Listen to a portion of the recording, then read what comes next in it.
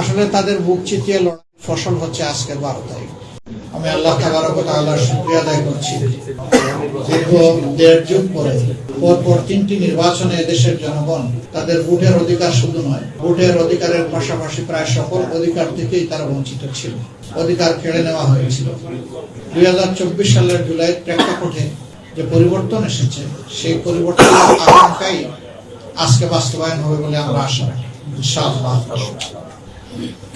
আমি মহান আল্লাহ তাআলার শুকরিয়া আদায় করার পাশাপাশি জুলাই আন্দোলনে এবং ফেসিবাদী আমলের 15.5 বছরে যাদের সীমাহীন ত্যাগ তিতিক্ষা, যাদের আত্মত্যাগ, যাদের ত্যাগ আজকে এই 12 ফেব্রুয়ারিটাই জাতিকে উপহার দিয়েছে, আমি প্রথমে শহীদানদের আত্মার মাগফিরাত কামনা করছি এবং মহান মাবুদের দরবারে দোয়া করি আল্লাহ তাদেরকে মর্যাদাবান শহীদ হিসাবে কবুল করুন।